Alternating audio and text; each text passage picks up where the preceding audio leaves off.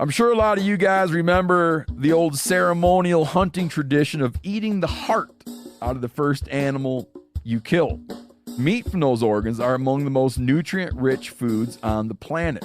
You can get those same benefits your ancestors craved via convenient daily capsules from Heart and Soil. Find out more at heartandsoil.co. And remember, use code MeatEater for 10% off your purchase. There's nothing like snook hook sets at dawn or catching a tarpon in the moonlight. Find your next fishing trip made easy on fishingbooker.com and experience the magic of the Sunshine State or any other destination on your fishing bucket list. Book a blue water adventure in search of sailfish or go snapper fishing with the kids. With over 6,000 captains and trips to choose from, planning your next one just got a whole lot easier. Download the Fishing Booker app on the Google Play or App Store or visit them online at fishingbooker.com to book your trip today.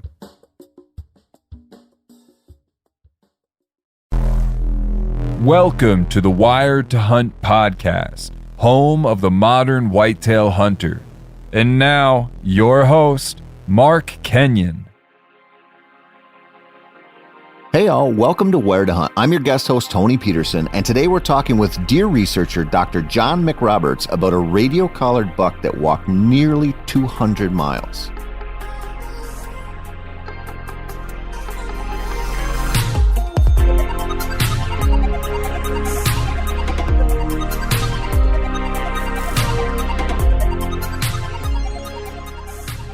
Welcome to Wired to Hunt, which is brought to you by First Light. I am your guest host, Tony Peterson. Mark is out of the office this week. He is down, I think he said, at a cosplay convention in Tuscaloosa. He said he was going to be a anime samurai or something. Anyway, I hope Mark's having fun down there.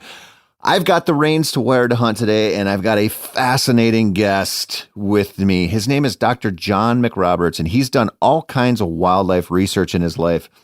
Some really cool international studies, but he's also led some studies here in the States, including a pretty comprehensive 2-region study in Missouri that they're still parsing through all the data, but it's the one that came out recently where this buck that they had collared walked nearly 200 miles from his home range as a 3.5-year-old and kind of set the deer world on fire a little bit, because a lot of us think that deer, stick to a core range. They disperse when they're young bucks, and then they find a nice area they like and they hang out there. And this GPS study kind of turned that around on its head and really has opened up some possibilities that maybe that buck that you think is going to live on your farm forever, he could just light out and take off. It also kind of explores the possibility that this was an anomalous one-off event. Jon has so much interesting information. It's always a pleasure to talk to wildlife researchers who are also passionate hunters, and he definitely is that. I think you're going to absolutely love this episode. Jon, thank you so much for coming on the podcast. Thank you, Tony. It's a pleasure to be here with you today. So you're like a secret celebrity in the hunting industry right now, because you're one of the folks behind this research study that's getting all this crazy press in the whitetail space, specifically on this buck who took a crazy journey that you guys tracked.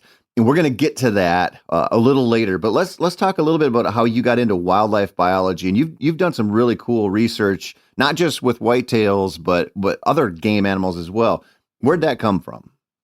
Well, like a lot of biologists these days, I got interested in the field because I grew up hunting. I mean, from a young age, my dad had me in the duck blind with him, and then that transferred to other hunting opportunities growing up in Missouri. And we were a family farming, had that background going for me, and so always access to a spot to hunt. And that interest in hunting blossomed into a undergraduate degree in fisheries and wildlife from the University of Missouri. And I was never a great student, and grad school was never on my radar, but I was having a lot of fun studying wildlife, and helping with different research projects led me to some interesting travels, and it just kept snowballing. So you wanted to, growing up with your background, hunting and fishing in Missouri, you knew you wanted to be around that, and there's only so many career paths to take, right? You could be a conservation officer maybe, or you can get into science. That's kind of it, right? Yeah. And one of the funny things was I didn't even connect the dots when I was high school and younger that you could do this as a career. And so I knew that there were folks working in the field, but I didn't know how you got there. And so I started off as a biochemistry major in college, and then figured out there was a fisheries and wildlife program, and slowly started trickling over into that space. And it was a fantastic life decision, and I've never looked back. Yeah, and you ended up in a position where you get to ask a question. Something in your experience makes you ask this big question that you get to design a study around, or work with some people to design a study around. When you were growing up, was it, were you looking at those greenheads coming in or those deer walking through the field? Were you thinking, do you feel like you were thinking a little deeper about it than the average hunter, where you're like, why are those deer here? Why do they do this? Or I wouldn't say thinking deeper. All of us as hunters are trying to figure out what the next step is for those longbeards, for those greenheads, for whatever we're after. And so, yeah, there were a lot of questions from the deer stand and from the duck blind. And as you're walking the fields for pheasants, just trying to figure out, why are these species doing what they're doing? Why are they in this location and not the other location? And that was to be, to enjoy hunting a bit more, to understand what made these species make the decisions they made. And so I think that's something that all of us hunters share together. And I had the good fortune to turn that into a career. Yeah. You and I were just chatting before we started here about, you've got a little tiny baby at home. And I was telling you about my time with raising two babies at the same time. And I think one thing that kids remind you of, especially when they get to a certain age, is they're just curious. They're asking questions all the time. And it's so, it makes you think like how jaded sometimes we can get as adults, or how we can kind of just like make up our mind that, X, Y, and Z are this way, and we don't have to think about them anymore. And hunting, fishing too, of course, but hunting is sort of a nice conduit to curiosity. Like it keeps you, because you're never going to master it. And it keeps you thinking, because you see things out there that you just naturally have to question because it's something new or something different. I think that's one of the best things about it. I would agree entirely. And you're right. You don't master it, but you can hopefully get a bit better the more you learn and the more you study. Yeah. Yeah. And if somebody tells you they've mastered it, they're full of shit. Feel free to run away. So you go to college, you have this moment where you say, this is a career. Fisheries and wildlife research is something I could get into. Where do you go from there? Well, the next step was gaining experience. And the average college student in this field would spend a few summers or a year following graduation doing what we'd call technician work. And there you're on a research project. And that is one of the funnest parts of this whole career path, because you're getting such a diverse exposure to wildlife research. I did tech work on black-footed ferrets in eastern Montana. I spent some time in South Africa, spent some time catching waterfowl, and then right before college, I had an interesting chance to go to Western China and work with the Smithsonian doing panda research. And so spent 6 months in China, and then came back and started grad school at Texas Tech in their wildlife program. What did you do in South Africa?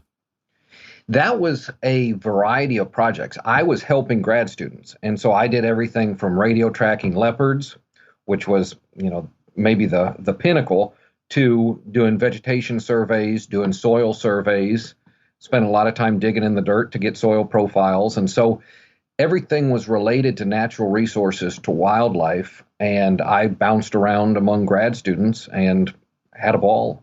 And that was really what solidified my career path, was that semester in South Africa. Yeah, I'm going to speculate here that growing up as a young man in Missouri, you probably didn't see yourself in South Africa studying leopards or in China studying pandas. No, I didn't. I didn't. Did you ever have any close calls with leopards? No, I really didn't. I wish I had a good leopard story, but they had VHF transmitters on them, and we weren't trying to see how close we could get to these leopards. We were trying to get a point and triangulate and plot a location on their map, but we didn't. We had very clear instructions from the professor in charge not to push it. Good call. Good advice, reasonable advice. Yeah, I got to go to South Africa in I think 2007, and where we were hunting, they said, we got a pretty healthy leopard population. And when I went over there, I was like, I would love to see a leopard. And I was sitting in a sort of a makeshift blind. It was like they kind of a test out spot first, so it was just it wasn't like the big concrete ones they build that are almost impenetrable, right? Right. And I was sitting there, and I had all these kudu just go blowing out of there. And I was like, oh, that was so weird. I mean, they took off like knocking over trees and just crazy. And then I had a leopard call behind me, and I was like, I don't want to see a leopard.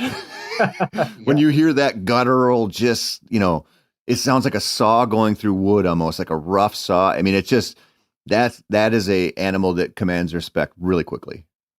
Yeah. Through their vocalizations, they just convey power. Yeah. Yeah, they're no joke. And, a lot of the natives that we were around over there, that was what they were most scared of. Well, they deserve respect. No doubt about that. Yeah. We're going to get to deer in a second. I got to ask you, everybody looks at pandas like they're these sweet, lovable teddy bear type of things. Are they secretly kind of pricks or not? I've never called them a prick before, but they aren't the cuddly animal that they get made out to be. I mean, you got to watch yourself around them. And so where I was working was a breeding research facility looking at reproductive behavior of pandas because of the captive breeding interest in this species. And you didn't get too close to the bars on the cage. I mean, you didn't get in there and give them a big bear hug. They had stories of workers at this facility that had been hurt, and a panda yawns, and you see those canine teeth, and it's not the cute, cuddly animal that is made out to be. Now, I did get to play with some of the baby panda cubs, and that was fun. Yeah, I bet. It's so interesting. So you kind of you go through this phase in your research career where you're starting out, and you kind of get to be a globetrotter, go do some really cool stuff. What do you do when you end up back in the States? Well, when I got back to the States and started grad school in Texas and was doing lesser prairie chicken research. And so lesser prairie chickens are getting a lot of press these days because of listing potential and some conflict and some disagreement between different industries and conservation groups. And so got back here after China and started doing a research project to design a aerial survey technique to find lesser prairie chicken breeding areas from helicopters. And so got to spent 2 years flying at low altitudes in Texas and New Mexico, developing the technique to find these birds and get a better idea of what populations were like. And it was the goal there. I mean, was the assumption, that the populations were going down because of land use practices and stuff, and you're trying to figure out what a more accurate way to determine populations to follow them, or what? Well, it was to get baseline information because everybody saw the writing on the wall that the populations had been declining for a long time, for decades and decades. And that had accompanied land use changes, and there were other factors in play. But to start off with these conservation efforts, we needed to know where birds were not, and how to survey their range. Mm-hmm. What was going on with them that was knocking the population down? It was more feature. I mean, it was a variety of things. It was different grazing practices. It was different land use practices, putting up features on the landscape like, telephone poles, for example, that provide perches for raptors, and that would nail them. There were industries expanding in this area. I mean, oil and gas, ranching. industries that I'm not saying aren't necessary to our survival, but competition for habitat. And any conservationist, any hunter, outdoor enthusiast knows that we don't have the prairies like we used to. Down there, it was short grass or mixed grass prairies, and like everywhere else, those habitats were becoming more fragmented, and prairie grouse, like prairie chickens or sharp-tails or sage grouse, they need big open spaces. Yeah, and they don't do well with overhead cover. No. Even the appearance of overhead cover. Right. Yeah. And so that was an interesting project, finished up that, and then, again, was going to get out of school as quick as I could, but I had a wonderful advisor and decided to start a PhD project. Started one looking at mule deer research, and then had the opportunity to go to the Yucatan Peninsula and do some of the first ocellated turkey research down in the jungles in Mexico. And so spent about 4 years down there catching ocellated turkeys, putting transmitters on them, and tracking their movements, their survival, and learning as much we could about that species. What was the mule deer research all about? Well, that was looking at habitat use in New Mexico, and I started on that, but was only there for about 3 or 4 months before this opportunity came up to do the turkey research. So another student picked up the mule deers, and I headed south of the border. So I didn't get too deep into that. Did you get to hunt the ocellated when you were down there at all? I did, a number of times. Right place at the right time. Do you? So as a, you're ensconced in academia in your research, even though your chosen field is wildlife biology, which implies hunting and conservation. Do you find any times where you kind of have to hide that, like, oh, I'm doing ocellated research, but I'm also hunting these things, or do you just wave it loud and proud? I don't hide it. Good. And I occasionally find folks who don't agree with it, but there's a real great story with ocellated turkeys specifically that ties in with hunting. And there's an area, and I'm going to name drop the area because I'm sure some of your listeners have heard of Carlos Cana Cruz or Las Flores. They're 2 management areas in the state of Campeche, and they're a common place for hunters coming from the U.S. to go down and harvest an ocellated turkey. This area has, without question, the most dense population of ocellated turkeys in the world. Now, when I say the world, we only find them on the Yucatan in Mexico and the northern parts of Belize and Guatemala. But the reason why populations are so dense is because it's more economically practical for the locals to conserve turkeys and not shoot them for the dinner pot each day, and then bring Americans down who are paying $3,000-$4,000 into this community and have a good hunt. Hunters come through, they win, they get their birds. You've got jobs for people cooking, for people driving, for guides. A hunting guide down there is one of the most lucrative business for these local Mayan people in that area. And so the reason why there are so many birds is because there's that conservation and that value in place directly because of sport hunting. Yep. Yeah, there's just such a weird balance with, you could nobody really needs to go hunt ocellated turkeys. It's like a cool trophy and kind of the 5th subspecies in the Grand Slam or the Super Slam, I guess, or whatever it would be for turkeys. But you can't, like trophy hunting is sort of has a lot of negative connotations throughout the world. And, that's what we get painted as all the time. But you can't divorce those cottage industries and those economic benefits from it. Like you can hate it all you want, but you can't take away the fact that some of those places that are really, really economically challenged, these little industries rise up around there, and the conservation comes with it. And now all of a sudden it's pretty much win-win-win, even though not everybody wants to acknowledge that. Mm-hmm. Yeah, it is the case. It's an interesting hunt. It's a lot different than hunting turkeys back in the U.S., and that's one of my favorite things to do is turkey hunt. But when you're out there and you've got the chance of seeing a jaguar walk by, and you've got toucans up in the trees, and you've got howler monkeys howling, it's a really unique, interesting interesting part of the world. And then when there's a hunt to go with it. Is anybody making an ocellated decoy? Yeah, I've got one right here in my office. They don't work too well. Oh, really? Yeah. I had one made up thinking that I could use it to help capture turkeys. And ocellated are as wary as I've ever seen. And I grew up hunting turkeys, easterns in Missouri, public land and private land. And that can be a wary bird when you get an old tom.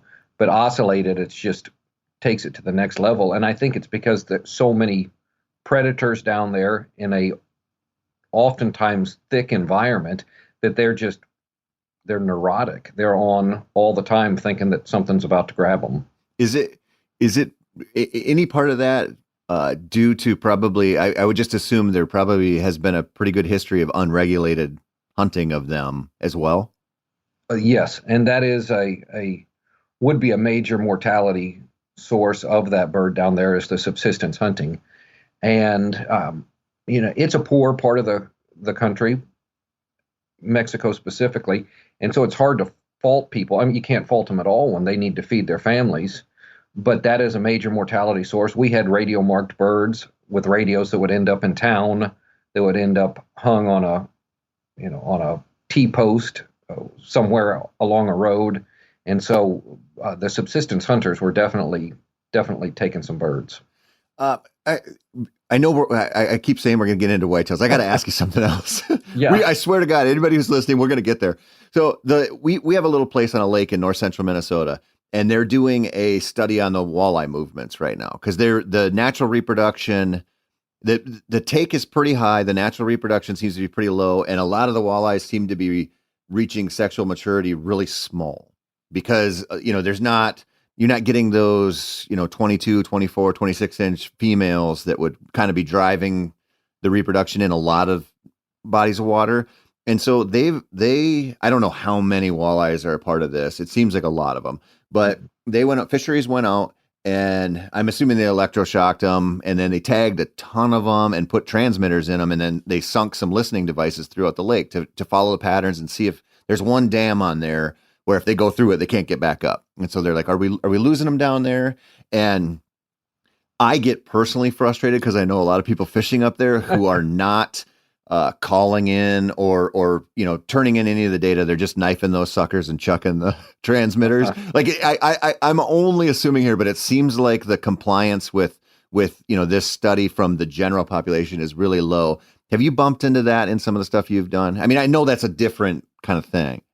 Yeah, and you get a little bit of everything. And we can talk about this as we move into deer, but as the technology improves, your capability to track wildlife species just keeps improving. And so when I was talking about the turkeys, we had a VHF transmitter. That's very high frequency. That's the one that beeps, and you hold out your antenna and try and home in or triangulate to find out where that animal is. When we started with this deer project we're going to discuss, it's all GPS based. And so it's harder for anybody not to comply because it's all satellite based. And I get more worried about invading people's privacy than them taking a collar and not reporting it, because if they throw it in the bed of their pickup truck, I still know where that collar is. Yeah, I guess you don't think about that aspect of it. Uh-huh. And so it's imperative that people call in duck bans, that if they harvest a marked animal, it's always helpful to know that. And we should all be on the same team. I mean, this research isn't done for our own shits and giggles. It's to inform. Well, part of the reason I asked that, or I wonder about that. So this study where this buck took this crazy walk and crossed all these rivers and highways and interstates, when you read the research summary that you guys put out there, the paper, it mentions this could have serious implications for CWD management. And I know, as somebody who's written about CWD a million times, like I know how Man, there's two factions, right? There And is. some people don't want to hear it. And so I could see it there's kind of at least to some extent, some people just kind of seem to want to stick their heads in the sand and say, this is not an issue and I'm not going to worry about it. And so I could see something like this where a study goes, hey, this buck walked 200 miles in a way we've never seen before, or, beat the previous record by 100 miles. I could see people kind of being like, I don't, if this is going to lead to more restrictions around CWD, I don't want anything to do with this. You pull their funding, whatever. Do you bump into anything like that? Yeah, and people will use whatever results you have. They'll spin them to align with their personal values or personal objectives. Luckily, most wildlife biologists and the state agency we're working with through this research, the Missouri Department of Conservation, who have been fantastic and very valuable collaborators, and this whole research has been done hand in hand with them. But they get it that you manage for a population. You don't manage for an individual. And so we saw this amazing dispersal, but we're not going to, or I wouldn't recommend that CWD regulations are changed because we saw this and documented it once. We can get into some more of the averages, and I can check the figures, but about 80% of the deer don't move more than 5 miles. But then you've got some that go a little bit farther, and then you need to be conservative with your recommendations on how to manage CWD, but also balance opportunity and be pragmatic with those regulations as well. And so, yeah, some people say, 200 miles, put a 200-mile buffer on anything, and well, all of a sudden that covers Missouri and the surrounding states. Yeah, I mean, the question behind that, right, was this just a weird circumstantial thing that led to this buck during a hunting season?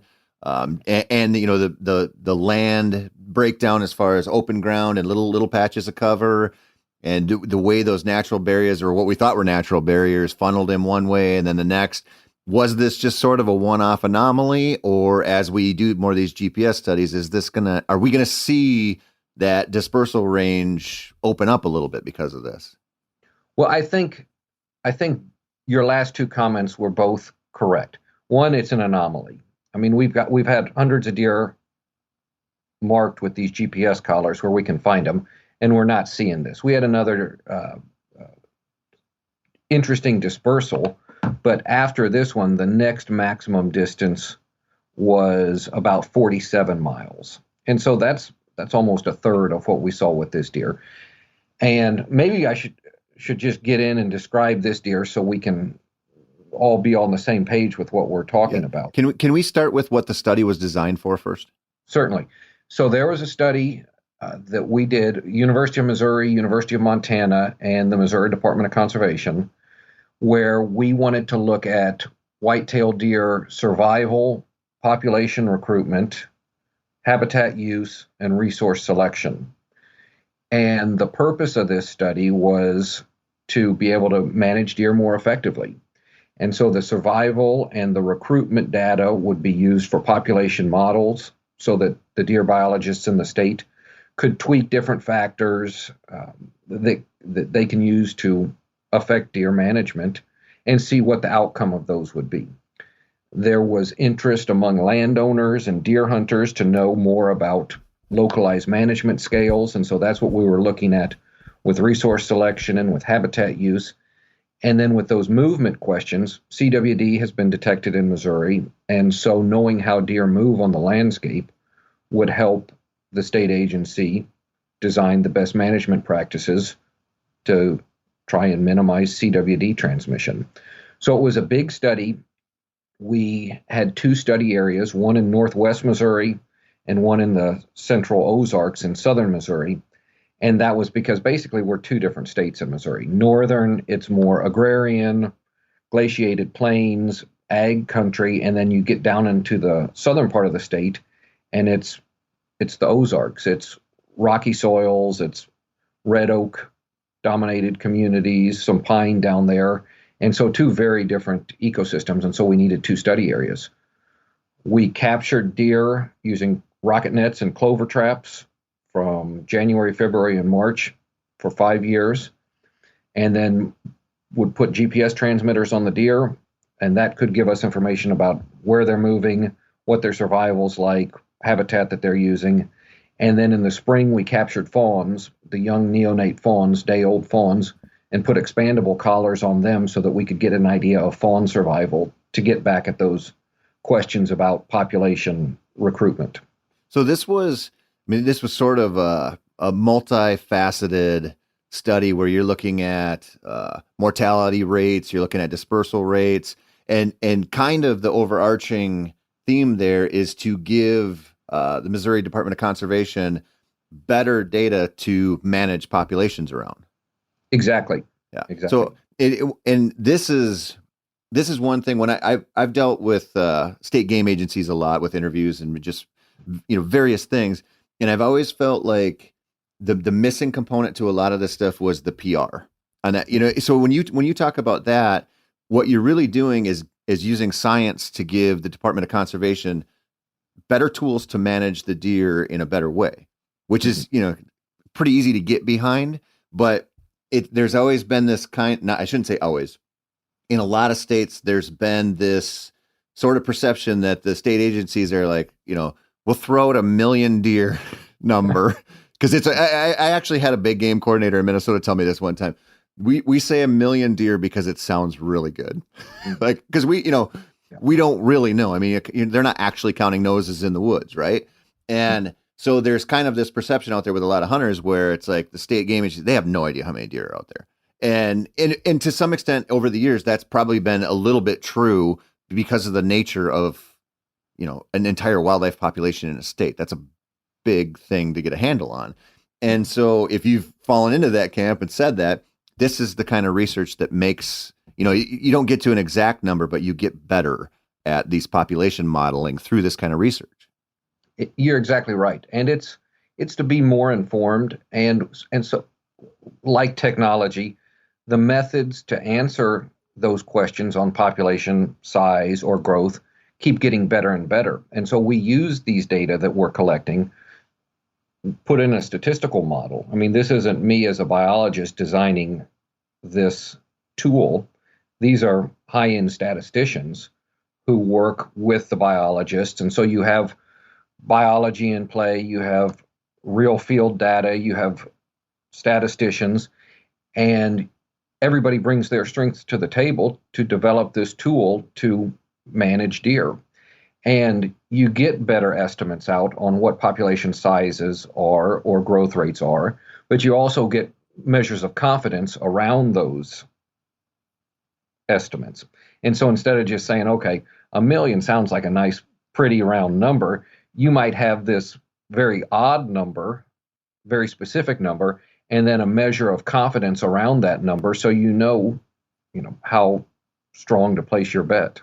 Yeah, and the idea behind the two separate, study areas is, I think that's super important as well. Anybody who's been to northwestern Missouri versus the Ozarks knows it's the same thing here in Minnesota. If you're in up by the boundary waters versus the southwest corner of the state, you might as well be in different states. They're so vastly different. So when you're talking about predation and fawn mortality rates and things like that, they're going to vary. I would assume vary so much from those two different areas.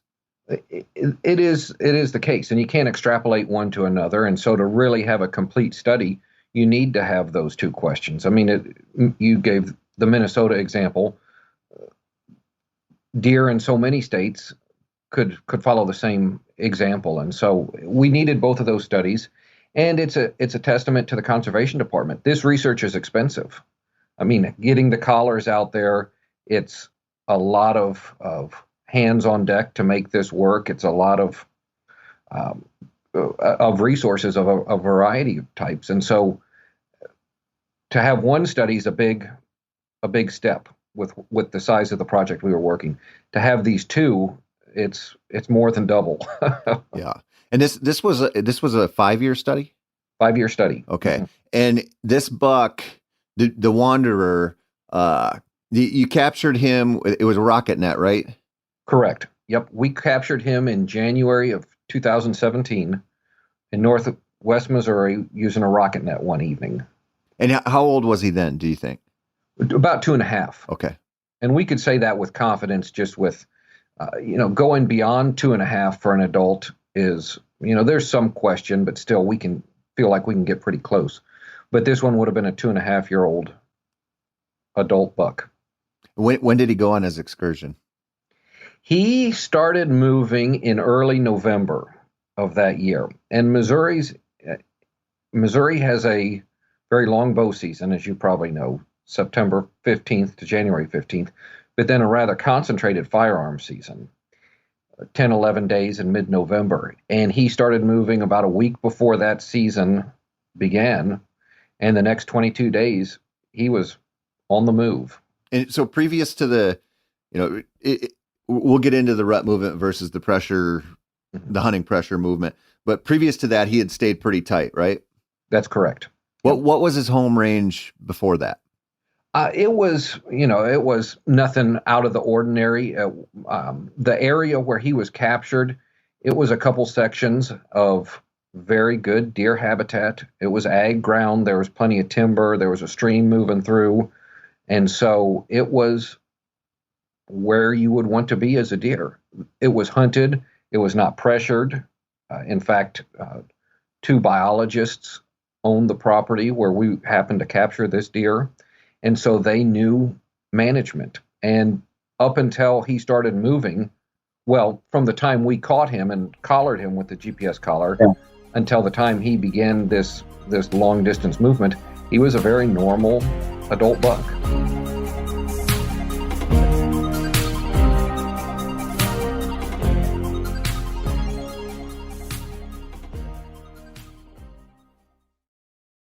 Now, a lot of you guys are familiar with the old hunting tradition of eating, some organ, the heart or a chunk of liver off the first animal you kill. I had that when I was a little kid, and it was a big deal. Organ meats were always prized by frontier people who knew the importance of getting a lot of different minerals and nutrients. And as often is the case, those guys were onto something, because organs are among the most nutrient-rich foods on the planet. And you can get the same benefits your ancestors craved via convenient daily capsules from Heart and Soil, made exclusively from regeneratively raised, grass-fed, and finished cattle. Heart and Soil's unique freeze-drying process means all those important nutrients are trapped in, ensuring you experience every one of the benefits of nature's superfood in a clean, convenient, taste-free capsule. Find out more at heartandsoil.co and make sure to use code MeatEater for 10% off your purchase. That's heartandsoil.co. Use the code MeatEater. There's nothing like snook hook sets at dawn or catching a tarpon in the moonlight. Find your next fishing trip made easy on fishingbooker.com and experience the magic of the Sunshine State or any other destination on your fishing bucket list. Book a blue water adventure in search of sailfish or go snapper fishing with the kids. With over 6,000 captains and trips to choose from, planning your next one just got a whole lot easier. Download the Fishing Booker app on the Google Play or App Store, or visit them online at fishingbooker.com to book your trip today.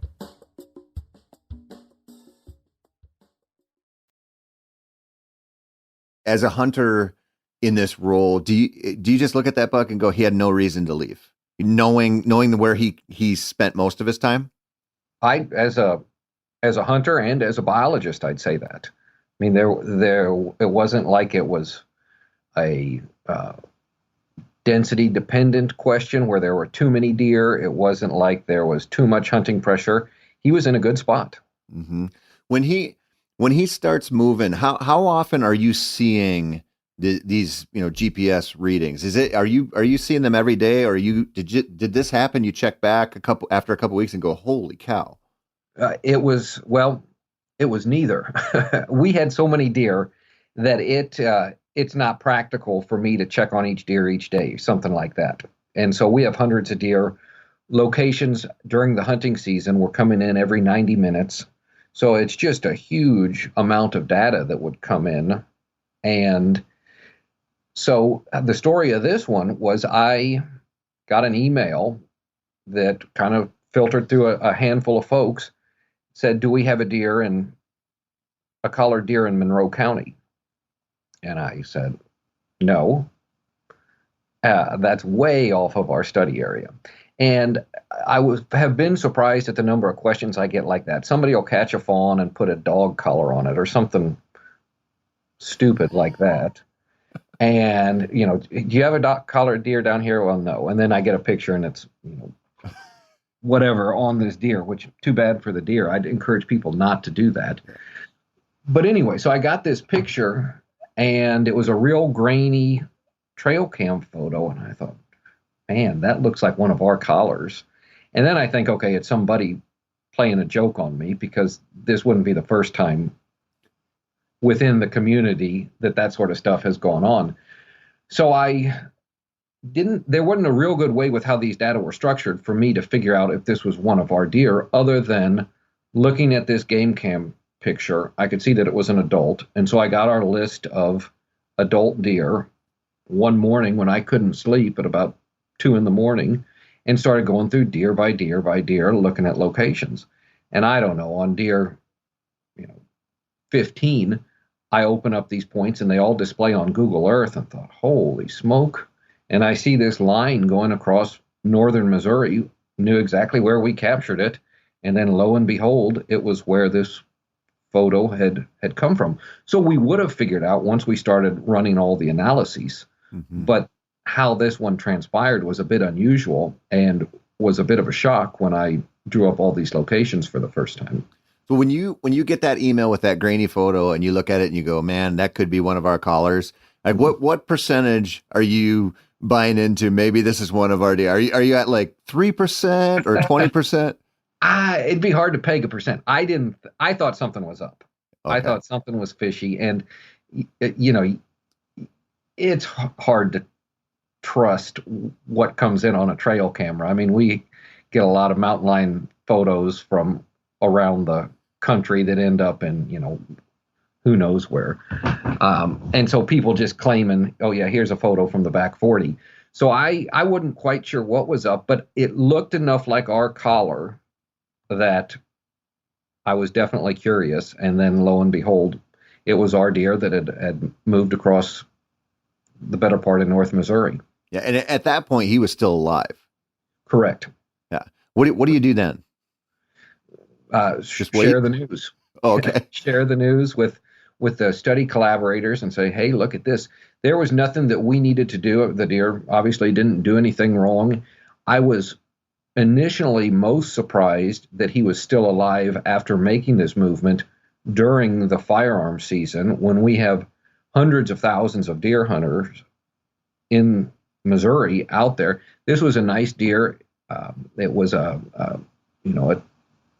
deer that many a hunter would have taken without question. Yeah, this buck at that point's 3.5, right? Yeah. Yeah, and he's walking a couple hundred miles through a state during a gun season that's open with 500,000 hunters out there. Right. And there's 7 of them that would give him a pass. If that. Yeah. And so what you see this and you go, this is real. This buck did this. You start to, I'm guessing you kind of start to reverse engineer his route and take a look at these things that we kind of thought he's not going to cross or he's not going to do this. And he broke a lot of rules, didn't he? Well, he covered a lot of ground. And so the data that we had for this deer was a GPS point every 5 hours for most of the year. And then 10 days before the gun season started, the firearm season, I upped that sampling frequency to every 90 minutes so I could see how the hunting pressure might affect deer. I did that for all deer, which was about the time he started moving. Now, those weren't related. This was all just something done laptop to satellite to collar, and it wouldn't affect the deer any, the change of sampling frequency. And so having that resolution is really pretty good to know every hour and a half, here's where he is. And this was big ag country, and seeing how he moved across some of these open ag fields was very interesting. Seeing how some of the major barriers like Interstate 35 going north-south, that he had to work along that, seeing the river crossings, and then he'd find some good place to hang up during the day, typically timber area, wasn't moving a lot during the day, and then night would fall and he'd be back moving. Yeah, and I think a lot of hunters would look at that and go, yeah, it makes sense that a buck during the rut in a heavily pressured state when the firearm season is open is going to kind of hole up in the day in whatever, his chosen cover. And then at night, he's going to cover a ton of ground and get his thing done and then hole up again. But this buck, and this is kind of seems like what this buck did, but he did it, 8 miles apart every day for days. And it's not like he was not coming across does at this time. If he was looking for a breeding opportunity with the ground he covered, he would have found does. And so that's him dispersing to find breeding opportunities doesn't make a whole lot of sense to me. He was in good habitat. He wandered through very good habitat. And so what motivated this 185-mile dispersal is still the big question. What do you think it was? I was afraid you were going to ask that. No, I've had a lot of time to think about this. I think this was an individual deer that was just marching to his own beat. And a deer hunter would like a better answer. I'd like a better answer as a biologist. But you think of the things, conventional wisdom that would drive a deer to disperse. There's age-related factors where, new deer are coming into the population. The yearlings, the juvenile deer get pushed out by mom or whatever social pressures are there. That wasn't the case here. Habitat, he was in excellent habitat. And he really went through good habitat this whole area. I mean, this is a place that does well by deer. Not overcrowded, not undercrowded. I mean, it was just in good deer habitat this whole way. And I know this country well. And so I think this was an anomaly of a deer that just started moving and maybe got to this new area as the breeding season was winding down, and there was not the some innate pressure that was driving him that maybe he didn't even realize. It's a good question, and all of us involved with the study are looking for or interested in an answer, but we might never know what drove this particular deer to do what he did. He may have known that it was time to breed, but didn't connect the dots on what that meant, and maybe that's 1 out of 10,000 that this happens to. It's really interesting that the explanation might just be that he's wired to be a pioneer and not a settler. And he really found his legs at 3.5 years old. Do you think, so I do a lot of work in the dog space, the working dog and sporting dog space.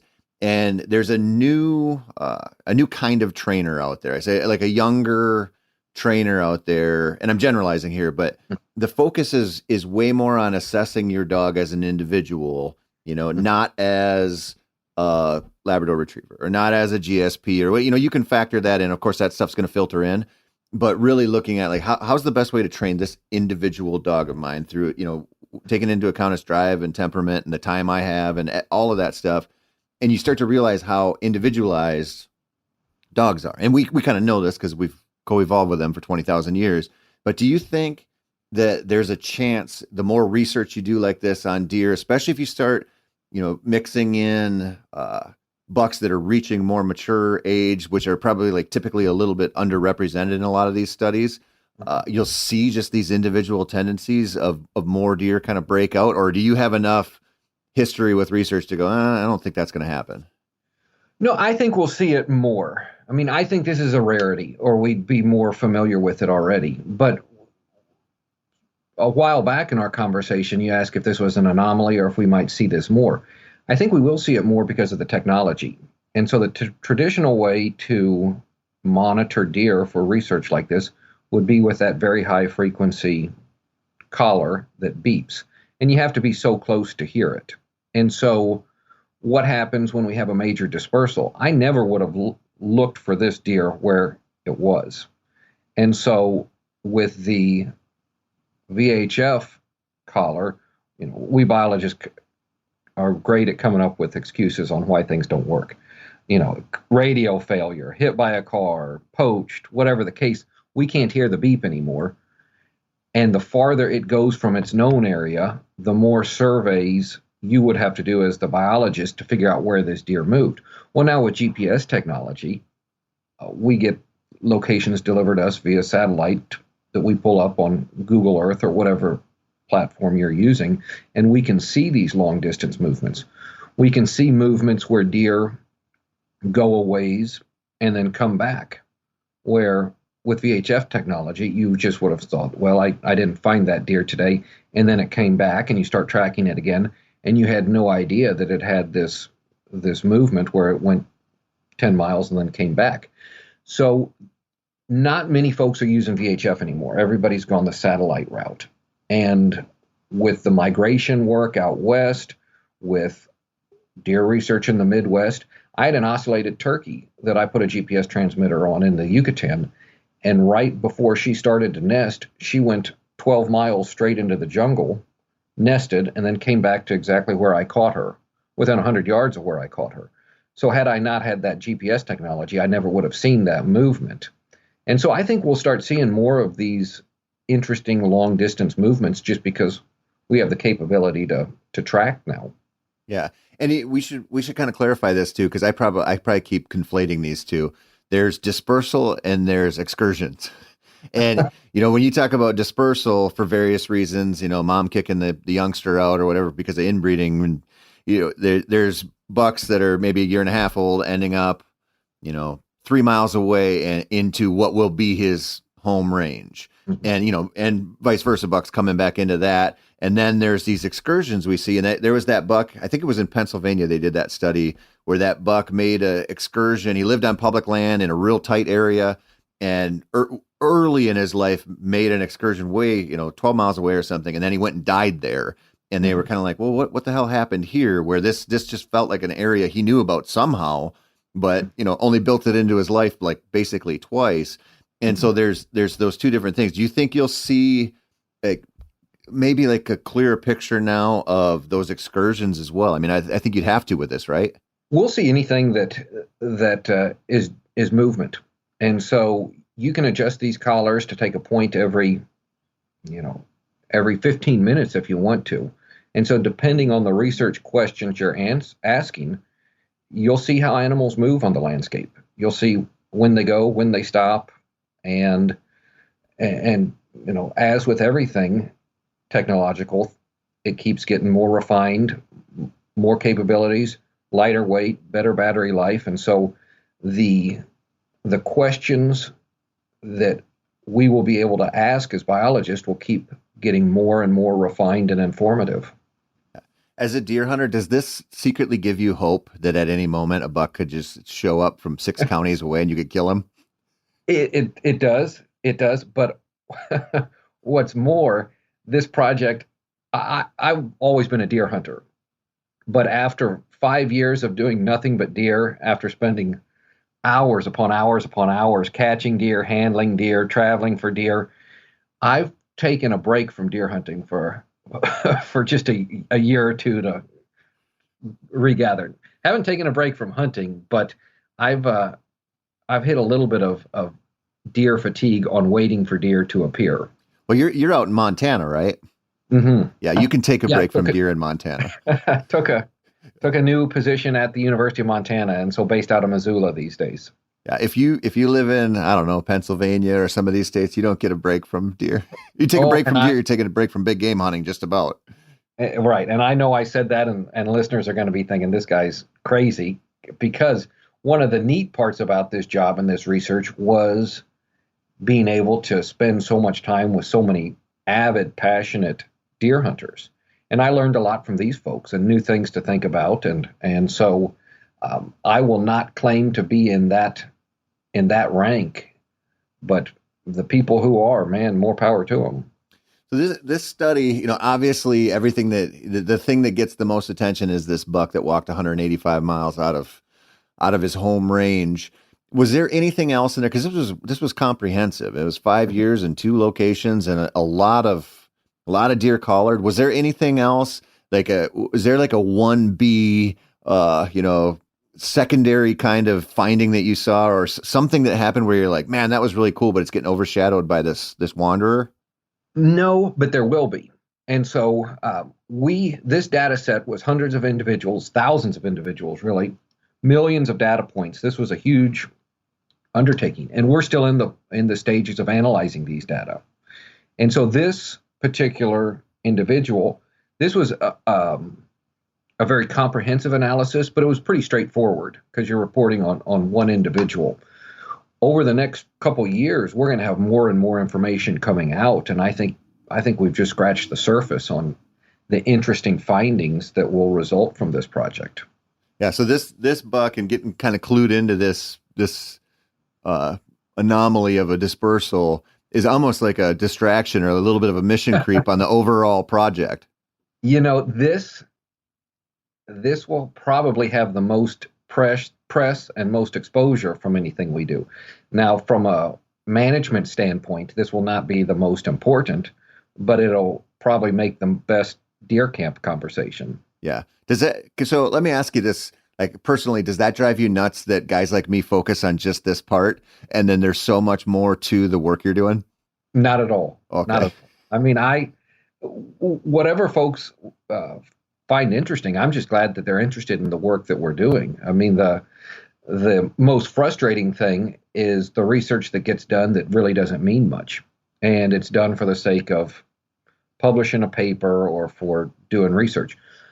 And so that's where I get frustrated. We don't have that with this project, and that's the great thing. The work that we're doing will be used for management.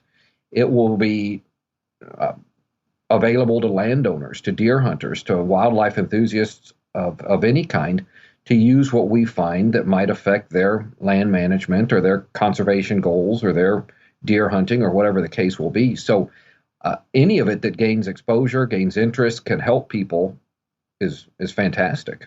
This might be a little bit of a weird question, but there's kind of like politics involved in everything, every career, especially when you're doing, depending where you're getting funding and working with the general public or something that's, directly affects the general public. Do you look at this kind of, and you kind of just said this, but as sort of a weird, just like a nice win to get where it got people interested, and you could use it in the future, at least as like a public goodwill thing. Like somebody like the general hunting population finds this super interesting. It might make it easier to, come up with some other research projects in the future and get support for it through, the Department of Conservation or something like that, because of just like one little, this is like a weird little lottery ticket for you. I hope so. I mean, very best case scenario is some high schooler reads this paper, finds it interesting, and then picks a path to be a wildlife biologist. And so if this gets us any goodwill, this one deer that is getting a lot of national press these days, even international press, our adult buck from Missouri has hit some international news outlets. Whatever gets people more interested in wildlife conservation, wildlife research, is excellent, and I'll take that however I can get it. Yeah, absolutely, it's a win. Exactly. What's next then, man? So you mentioned you got some whitetail burnout, and so are you switching gears here and studying something else, or do you have something you're like? Is there a whitetail related question you as a researcher, you're just sitting there and it's kind of rattling around in the back of your head? You're like, man, I want to address that. Is there anything like that? Not at the moment. I mean, with this work, we've got the survival questions we're still asking. We've got the recruitment questions. We got the habitat use. What I'm most excited about right now with these data, and we were just scratching the surface on what we can use this data set for, is to see this final product of the population model. And I think that's going to be real slick, and I think it's going to make everybody who cares about deer in Missouri make their lives better, because we're going to be able to manage that much better when we take all this ecological data, land cover data, put the statistics to it, and we're going to have a product that will be very powerful for deer management in Missouri. So that's what I'm most excited about now. And I had a little whitetail burnout. I'm not burnt out on the question and answer side of it and doing these analyses. I just found myself. I took one doe this year with my muzzle loader because I needed stuff for the freezer.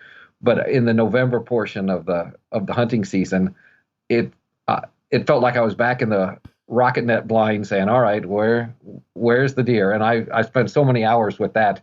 I was ready to get my GSP and go find quail instead. Oh, believe me, man, you don't have to explain yourself. I've hunted deer for my job for a long time, and I really like fishing smallies, and I really like following my dog around for roosters. Like, exactly. There's a time every deer season I hit where I cannot wait to get out of the trees and go do something else.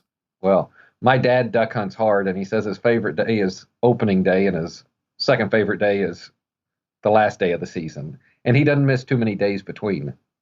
Yeah, it's a weird place to get into. I think this is what a lot of, this podcast is so focused on whitetails, but hunting in general, it's weird to get into that space where like, this is the thing I have to go do this. Like, I live for this, I have to go do it.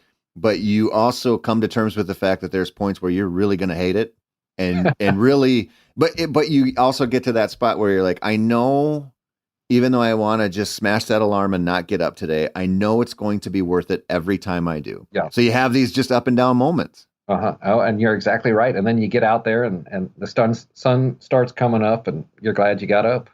Do you see? So you mentioned that this is obviously a Missouri study. And it's going to help the game managers in Missouri at the Department of Conservation balance that checkbook much better from year to year as far as figuring out, how many deer should be out there and how many can we allow to be taken, and, how many are going to end up in coyote bellies and all that stuff. Do you have, are there state game agencies? Does Kansas reach out to you and say, hey, can we talk to you about this? Or do other states, or is there kind of like individual fiefdoms where you don't really work together? No, it's a very collaborative field, and it's a small world. I mean, there's just not that many of us out there. And so you go to the meetings and you see the same faces and you bounce ideas, and there's no territoriality. There's really no competition because everybody's working toward the same goal and helping each other out. And so, I mean, it goes so far as to sharing equipment. If somebody gets shorthanded and you need to go help someplace over here, or teach a new technique. I mean, with the learning curve on some of this stuff is very steep. And so I've spoken with people around the country about techniques for capturing deer, or how to fit collars correctly, or what to watch out for with, programming GPS collars, or whatever the case may be. And so it's a very, very collaborative community. And that's deer, that's turkeys, that's quail, that's roosters, that's all of this stuff, because we're really all on the same team. Yeah. I suppose with you mentioned the rocket netting and some of the other ways you capture deer for studies. I suppose you have to be super careful about how that's presented so the general public can digest it and be okay with it. Yeah, you do. And we take steps. I mean, the last thing we want is some, capture related mortality, because that's not why we're doing the work. That's not why we got into this field. And so, for example, the rocket nets, there have been many, many times that I can think of having deer at the capture site where I can't hit the button on the net to shoot the net because there's too many deer and we don't have enough handlers, or the deer are too packed in close together and they're going to hurt each other. Or they're too close to the net or too close to the rockets or whatever. And so it's not deer show up and you shoot things, it's an ethical shot. And so usually with the rocket nets, that's how we are capturing adult bucks. And oftentimes they travel alone, and so that makes it a bit easier. But it's it's not just go out and take your first shot. You're waiting for things to be right so that animal's safety is ensured. Is there some like a similar kind of rush when you start doing that right away, as like when you start hunting and a buck walks in, and does it wear off? No, it doesn't wear off. It doesn't wear off at all. No question. I can think of, well, all hunters know when your heart starts pounding and you're thinking, is this going to come through my shirt? I mean, it feels like it almost shakes your whole body. I've had those times in the rocket net blind. And so, it's just circumstances, or it's a big buck coming out, or whatever the case may be. But it is definitely a thrill. Do you ever miss? I don't. Some of your colleagues do. Some of my employees have missed before, and that's always when you miss with a 40 by 60 foot net, usually you're the one buying beers that night. You don't have any, like, you've never just like filmed that, have you? Somebody just whiffing? Oh, whiffing? No. We don't do much filming just because there's enough other things going on. But we had one of the media folks with the conservation department come out, and I had to clarify, this doesn't happen every time. And, it's like stars aligned, and a nice 10-point walked out about 4:30 in the afternoon, and it's snowing. And, he was on the road with the footage he wanted to share with the public before the sun went down, which rarely happens. And so we've had a few lucky spots over the years. Yeah. I was just thinking with somebody missing, with a net like that, what a wonderful representation of buck fever that would be. Yeah, it would. And there, it's happened. There's been some buck fever in the rocket net blind before, but it's a very effective tool to catch them. Yeah, that's awesome. So you, what do you want to do? You're a young fellow. You've done a lot of really, really cool stuff already. What's kind of like a dream study for you? It doesn't have to be whitetails. Like what's something out there that's just like, man, that keeps me up at night. Well, I think more about ocellated turkeys. And just because there have been so few, there's been next to no research on that species. And so I was one of the first, maybe the first, to put transmitters on wild birds. Other people had caught some birds that were in some protected areas, but it'd be like collar and elk and Yellowstone at one of the campgrounds. Doesn't really represent the wild bird. And that's such an interesting bird and an interesting area and interesting questions to be asked that would be, if somebody gave me $1 million to design a study, that'd be where I'd go. So is there a level just of personal interest because you think they're cool and where they live is really, really neat, but also there's just sort of a gap in there's a void in the knowledge about them out there? Both of those, definitely. And then the other thing is, there's research like that could really help people. And that's still used as a food source by, like I said, very poor people. And I don't see that changing. And then there's that international hunting interest in the species, and there is a void. And so there's just a lot of reasons that it's appealing, but it's a personal one. Yeah. I mean, there's a lot going on there. There could be, globally, there could be so many kind of parallel situations to that could benefit from this particular, that might not seem related at all. Is there a part of that too? It kind of feels like, whitetails, there's been so much focus on them for so long, and they're the most popular game species out there. And, I would assume they've been studied, as far as like game species, they've probably been studied more than anything is in this country anyway. Is there a part of that where you're just like, man, there's just less to learn about whitetails or not? No, I think it just becomes more nuanced, and whitetail research has gone back longer than any other game species research, probably.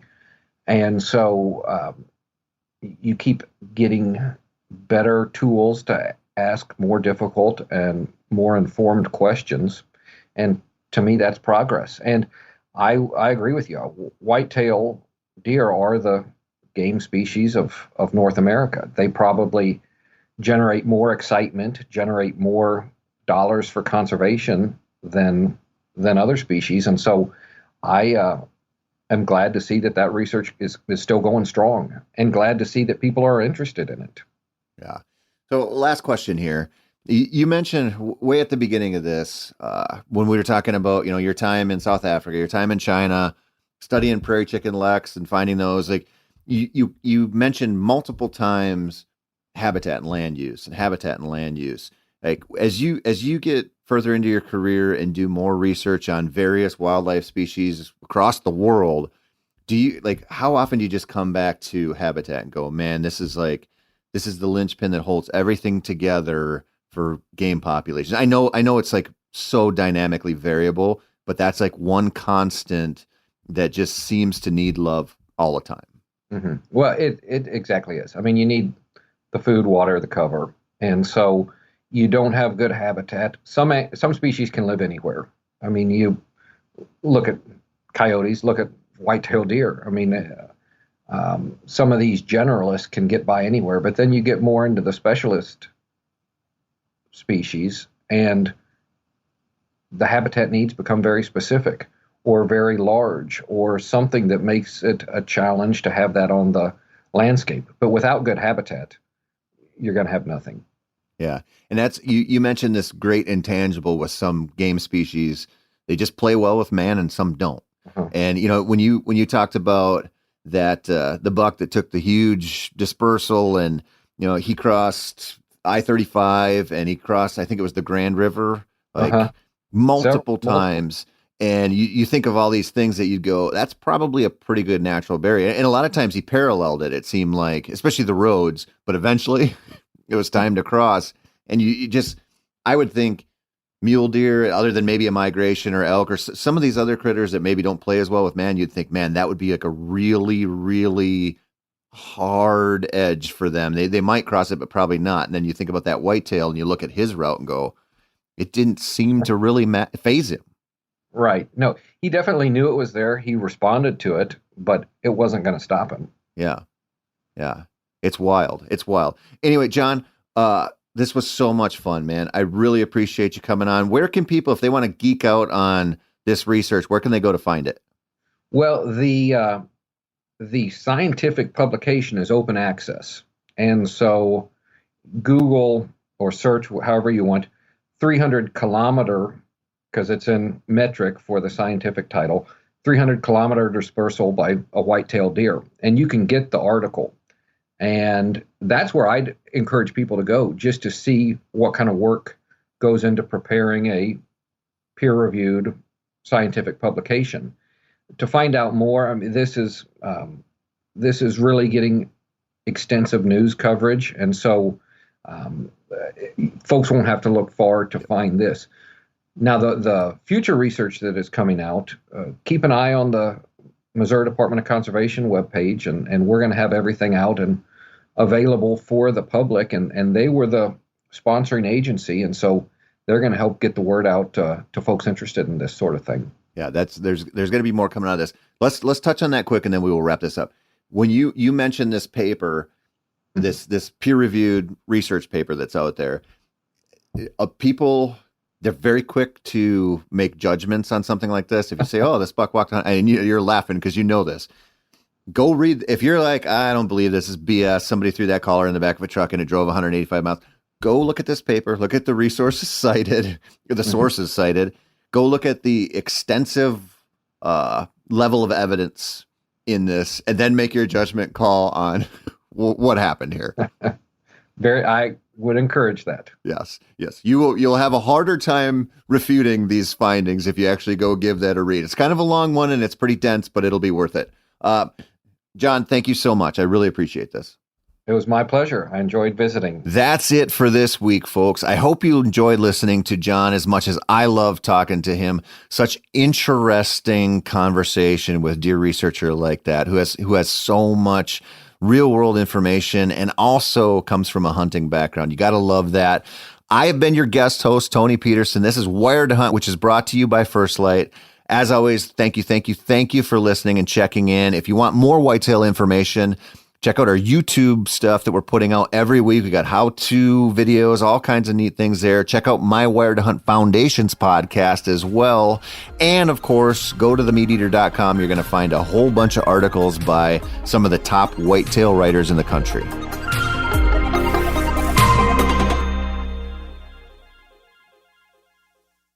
I'm sure a lot of you guys remember the old ceremonial hunting tradition of eating the heart out of the first animal you kill.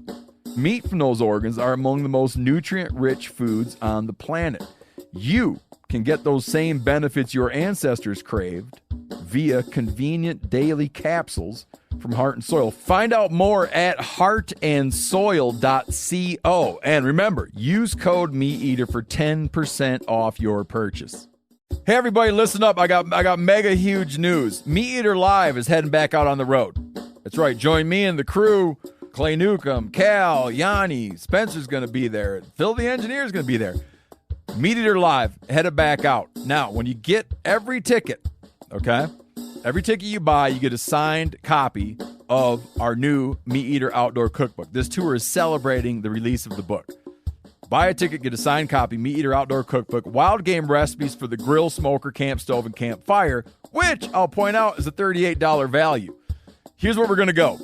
April 23rd, the Mesa Arts Center in Mesa, Arizona. April 24, the Balboa Theater in San Diego. April 25, the Grove in Anaheim, California. April 27, the Crest Theater in Sacramento. April 29, the Union in Salt Lake City. April 30, the Egyptian in Boise.